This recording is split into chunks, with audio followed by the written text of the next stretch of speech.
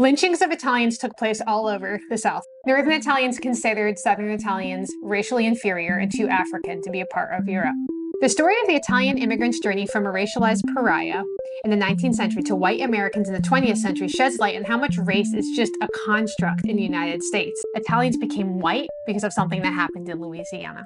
Hi, my name is Danielle Romero, and I'm so glad that you're here with me again on my channel, where I talk about genealogy, ancestry, hidden heritage, and it's amazing how interconnected the world is. Congress had initially envisioned a white, Protestant, and culturally homogenous America when in 1790 it declared that only, quote, free white persons could become naturalized citizens. Waves of culturally diverse immigrants from Europe in the 19th century changed this perception, and Americans adopted a more restrictive, politicized view of whiteness. Because of their darker complexions, Italians, in particular Southern Italians, like my dad's family, were not considered white. This is particularly dangerous in the American South, where Italians were the second most common targets of lynchings, and in some areas were semi-segregated.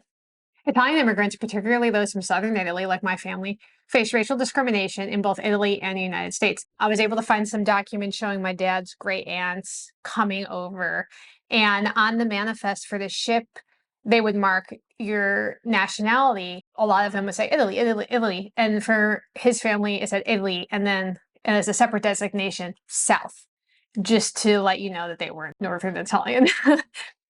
Northern Italians considered Southern Italians racially inferior and too African to be a part of Europe. In the United States, Italian immigrants were subjected to racist stereotypes in books, magazines, newspapers, and faced discrimination in schools, movie houses, labor unions, and public spaces. Italians who accepted what was considered a black job or chose to live among African Americans, which was a very common thing. They often integrated into the same neighborhoods, were marked as black, and they faced violence from the mobs in the South in the same way. A huge part of this history, the Italian-American experience, is connected to New Orleans. I want to talk about Sicilians and Italians navigating the Jim Crow South, because to my surprise, Italians and Sicilians, and I'm going to use that term interchangeably, because for my family, it kind of is interchangeable, but it is different. And so when we're talking about Italy, you know, you have like the boot, and my family is mostly from like toe of the boot in southern Italy. And then Sicily is this island that was its own kingdom and then became part of Italy proper. I'll probably be using them interchangeably because I use them interchangeably for my own self-identification. So between 1880 and 1920, there was an economic crisis following this unification that was happening in Italy. And there was just like a lot of social unrest, and about 4 million Italians, who were mostly Southern Italians, like my family, they immigrated to the United States. A lot of these Italian Americans and Sicilian Americans were recruited to fill a labor shortage that was produced by the rapidly industrializing United States economy.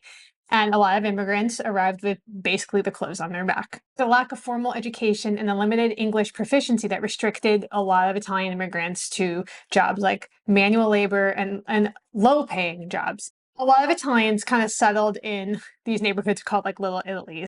A lot of racism against Italians. This was not just in the South and not in the North. It was kind of across the board. Italian immigrants and African Americans often lived in the same neighborhoods and worked together, and they were considered basically the enemies of the Jim Crow laws. The Italian newcomers encountered propaganda against them when they landed on American soil. They were described in the press as swarthy and kinky-haired and members of a criminal race. Epithets like Dago and Guinea, which was a term of derision. There was worse ones that I wouldn't feel comfortable saying on here. The penalties, though, of blackness went well beyond name-calling in the apartheid South.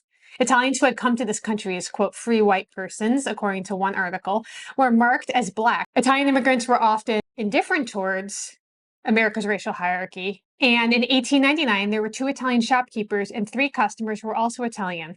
They were lynched in Tallulah, Louisiana, for refusing to wait on Caucasians before African-American customers. Lynchings of Italians took place all over the South: Mississippi, Texas, Florida, Kentucky, Illinois, and also places like Colorado and New York. Despite being well regarded in New Orleans in the 1870s, Italian immigrants faced negative stereotypes in northern newspapers. Italian language newspapers frequently would report the heinous crimes. In Italy, there was a song called The Five Poor Italians, which was written in honor of the Tallulah victims. As the Italian population grew, anti-Italian riots took place, and hate groups like the Ku Klux Klan mobilized to intimidate and oftentimes cause physical harm to the immigrants. The turning point for the Italian experience happened because of an event in Louisiana, in New Orleans. On October 15th, 1890, New Orleans police chief David Hennessy was assassinated outside of his home. As Hennessy lay dying, he whispered, "The Dagos did it." Within days, 250 members of the city's Italian community were arrested purely because of their ethnicity. 19 Italian men were indicted for murder. After a jury delivered not guilty verdicts in March of 1891, a mob of over 20,000 people gathered outside the prison where the men were being held in Louisiana, yelling, "Hang the Dagos." The gun-wielding mob stormed the jailhouse. 9 men, including prominent businessmen, were shot inside the jail. Victims were dragged outside and hanged from the lampposts. And I don't want to go into the details of this. You can Google it and do that, but I'm not going to put all the nitty gritty on here. In addition to the 11 men who were lynched, 5 prisoners were severely wounded in the attack and they died soon after. A grand jury cleared those who were involved in the lynching, including John Parker, who was the late elected governor of Louisiana. In 1911, he was quoted saying Italians were, quote, "little worse than the Negro, but filthier in their habits, lawless and treacherous," unquote. Many newspapers asserted that Italians were responsible for their own lynchings, and the media's coverage of the trial and lynching marked the entrance of the word mafia into the nation's vocabulary. Historians have shown that America's response to the lynching was influenced by racist stereotypes about Italians that was propagated in northern newspapers. Italian immigrants were initially welcomed in Louisiana after the Civil War to replace the emancipated Black laborers, but their proximity to the African Americans led to them being viewed as not fully white and now eligible for persecution, including lynching. Darwinists asserted that Italians were a subhuman race, the, quote, "missing link between humans and apes." The caption of this cartoon, published in Life magazine in the early 1900s, is meant to be read in broken English with an Italian accent. The Italian shoeshiner, or WAP, possesses ape-like features, carries a stiletto knife, and is of low intelligence and childlike in his reasoning, and eats garlic and spaghetti. It's kind of interesting to me when there's this attempt from one group to kind of degrade another group. It's kind of just like the same playbook, right? Every single time. And it's been interesting to me as I studied my mom's heritage from Louisiana, African American, Hispanic, Native American, all of these groups that have kind of taken their turns in being the low man, in this hierarchy. To preserve the American racial structure that was believed to exist, the United States passed the Immigration Act in 1924, which established quotas for the admission of immigrants and that banned immigration from certain countries entirely. While earlier legislation just placed caps on immigration, the 1924 law sought to further restrict immigration of Southern and Eastern Europeans and Africans, and specifically ban the immigration of Arabs and Asians. The law reduced Italian immigration by 98.7%. So basically, no more Italians were allowed to come over after 1924. Okay. This political cartoon from the era reveals 2 of the act's primary targets, which was the Italians and the Chinese. How did Italians become white? You would think with all this animosity towards this group and these attempts at keeping them from coming over, it totally shocked me. And I realized that Italians became white because of something that happened in Louisiana.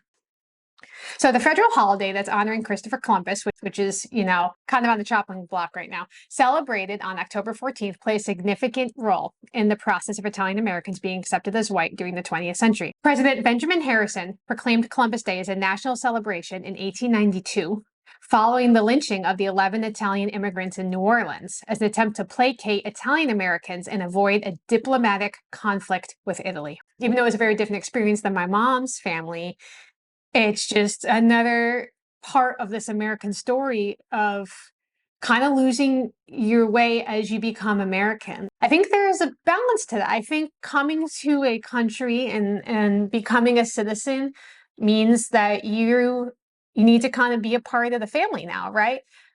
But does that mean that we all want to be homogenous? We don't want to have any shred of the parts of the world that we came from or that our family came from And obviously the answer to that is no. It makes me sad when I was researching for this video to kind of understand some of these things came to be.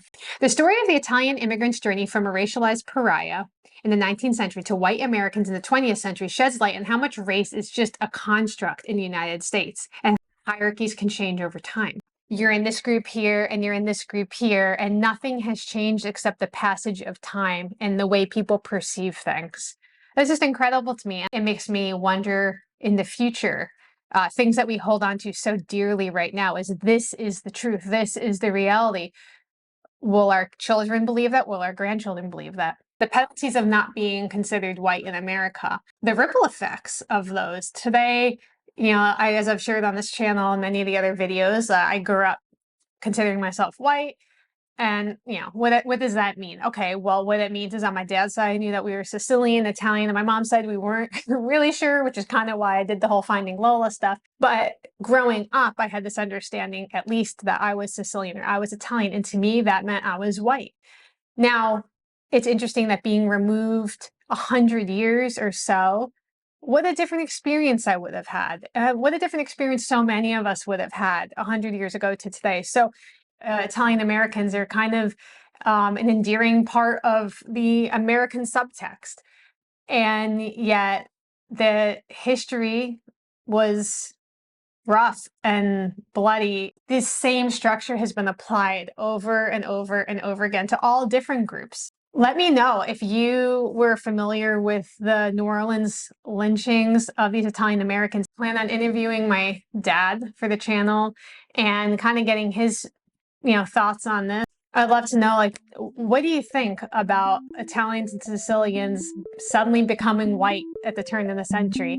Thank you so much for being here, for these conversations, kind of getting to the heart of the way that we view identity here in the United States. And I think it's important to look back sometimes and make sure that we really understand where we're coming from and getting better every generation.